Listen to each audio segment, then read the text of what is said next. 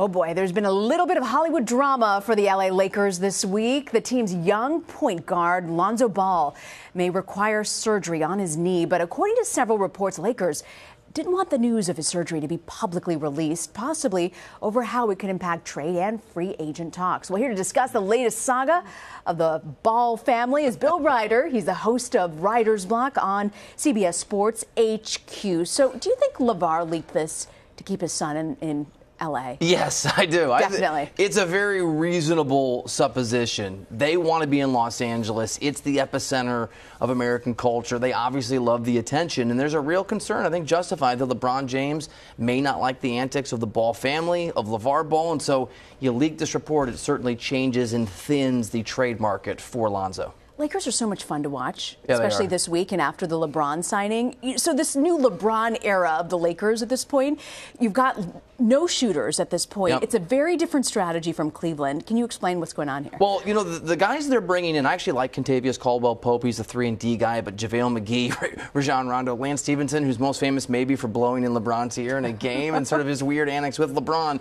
This is a bridge to the future. I don't love that they relinquished the rights to Julius Randle, but they're really looking to 2019, that free agency class. And I'll say this in defense of the Lakers. Last year's Cavs team, 29th best defense in the NBA. Last year's Lakers team, 12th best defense. So LeBron's on a much better defensive team. They're not going to be great, but they're going to be good, and I think the real moves start next year. I want to move on to another team with a lot of young talent. I want to ask you about the Phoenix Suns in particular. They've reportedly, they're close to a deal, close to signing Devin Booker at this point. What do you see here? He's a great player. He's a great young player. When you're anywhere now, not just Phoenix, you got to lock up your stars and lock up your talent while you can. They've obviously brought in DeAndre Ayton through the draft, so there's a lot of really young guys and a lot of excitement, but the road for Phoenix to get into any kind of relevance or dominance in the Western Conference, it's a long ways out because of the Warriors and their stranglehold on the West. You want to be young and you want to be looking to 2, 3, 4 years down the road, which is what Phoenix is doing. Okay, I want to turn out again, also out west. I want to ask you about Oklahoma City Thunder. Parting ways with Carmelo Anthony. Where could Melo go? Oh my gosh. Is this just a mutual? I think Melo's not the worst, but I think he's sort of a waste of talent, if we're being really honest. He's probably going to go to Houston. He's friends with Chris Paul. That's where the reports are.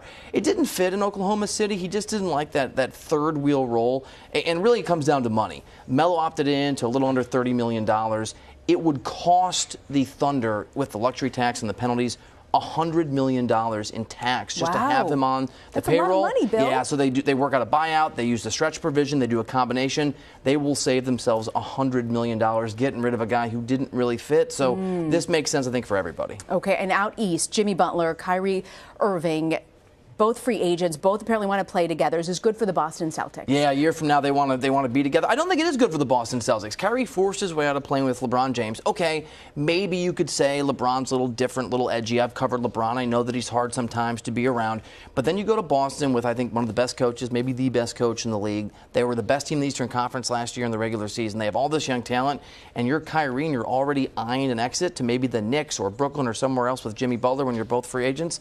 I think it tells you that Kyrie's focus isn't on anything other than Kyrie Irving. No, I don't think it's good news for the Celtics. You don't think it's good news? I Okay. don't. I want to turn now, though, to the NBA Summer League. Yeah. What is that sort of fight between Grayson Allen and Trey Young? I've had both the guys on the streaming TV show over CBS Sports HQ, so I want to say nice things about each of them, but it's been a really rough summer for each. Trey Young has been absolutely terrible in Summer League. He's been awful. The Atlanta Hawks, not really third pick, but they got him. They traded with Dallas, who took Trey with the fifth pick. It's a really rough beginning. And then you have Grayson Allen kicking people, tripping people, some concerns about his behavior. I saw the play.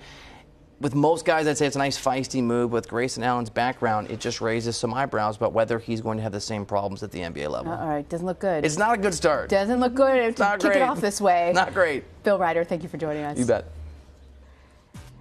And don't forget, you can watch Bill's show, Ryder's Block, Monday through Thursday, 4 p.m. Eastern on CBS Sports HQ.